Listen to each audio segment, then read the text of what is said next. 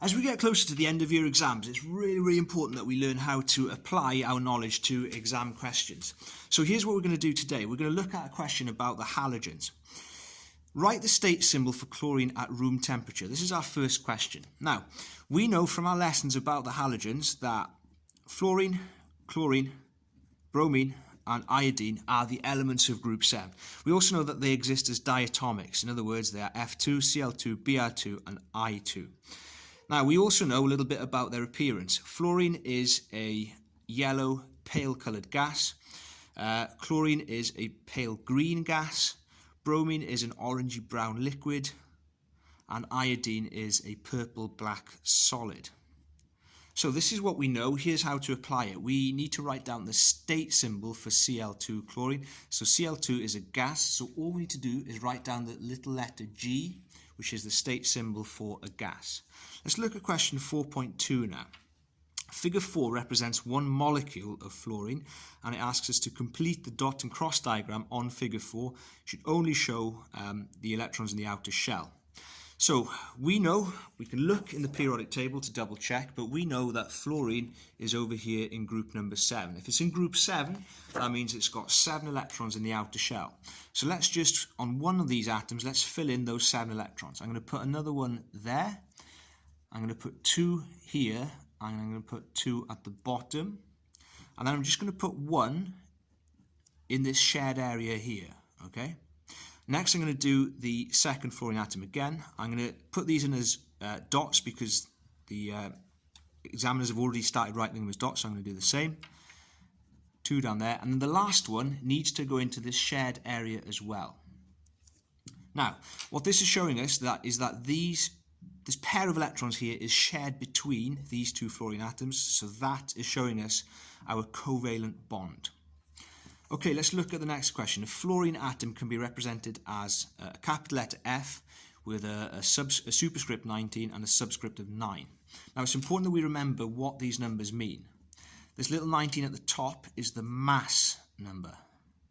So that is the total of the neutrons and the protons. The number at the bottom, that is our atomic number, or also called the proton number. That tells us the number of protons. And by definition, any atom will have an equal number of protons and electrons. So this number also represents the number of electrons. What is the total number of electrons in a fluorine molecule F2? Well, a fluorine atom contains 9. Therefore, a fluorine molecule, which is F2, will be 9 times by the 2, which is 18.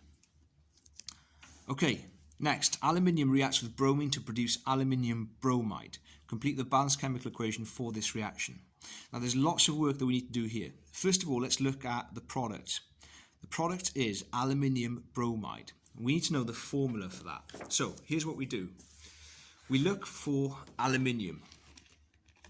We find aluminium here in group number 3. Now, what we know about aluminium as well is that it is a metal, right? It's a metal in group number 3. And it's going to be reacting with bromine, which is a halogen. So when a metal and a halogen react together, they're going to form an ionic compound, and that's important. The reason why it's important is this. We just worked out that aluminium is in group number 3. It's a metal, therefore it will be positively charged. It's in group number 3, therefore it will have a 3+ charge. This allows us to work out its entire formula. We know that bromine is in group number 7, and therefore will form the Br- ion. Bromide is the name of that. We've got 3+ as the charge on the aluminium, therefore the bromides need to balance that out. Therefore I need to have 3 bromide ions for every 1 aluminium ion. Therefore the formula of my aluminium bromide would be AlBr3. I now need to balance everything on the reactant side. Let's look at the aluminiums first of all. I've got a big 2 at the front, and I've just got a single aluminium in this compound. Therefore, I need 2 aluminium atoms on the reactant side. Next, I look at the bromines. I've got 3, which is the little number behind, but remember that I've got the big 2 in front, so it's 2 times by 3 gives me 6 bromines. On this side, I've got 2 because of the little 2 after the Br, Remember, I need 6, so I need to have a 3 in front, because 3 times by the little 2 gives you 6 in total. Let's move to the back page. So, when chlorine reacts with potassium bromide, chlorine displaces bromine.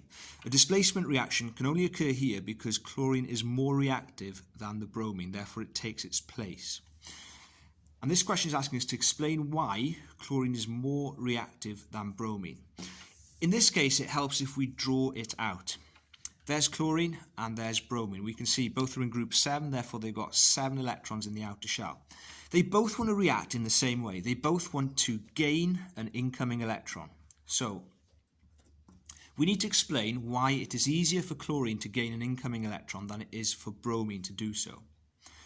This comes down to a few things. The distance between the nucleus of chlorine and the outer shell is shorter. So I'm going to make a note of that first of all. The distance between the nucleus and the outer shell in chlorine is smaller. That's to pick up 1 mark. And now we need to think about what this means in terms of attraction. So, the distance between the nucleus and the outer shell is smaller. That means that the attraction between the nucleus and an incoming electron is going to be greater, because there's going to be a smaller distance between that electron and the nucleus as that electron and the nucleus. So, my next point would be this. The attraction between the nucleus and the incoming electron is stronger. Now, because chlorine has a greater attraction, or the nucleus of chlorine has got a greater attraction for this incoming electron, that means that it can gain this electron more easily than bromine, and that's going to be my final point. So, therefore, the chlorine can gain an electron more easily than bromine. The key point here is that you have to be using comparative language throughout.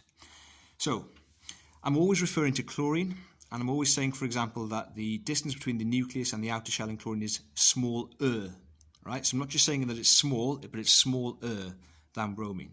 The attraction between the nucleus and the incoming electron is stronger. I'm using comparative language all of the time, okay? Finally, in the last sentence, I'm saying that the chlorine can gain an electron more easily than bromine. So I'm always making that comparison between the chlorine and the bromine.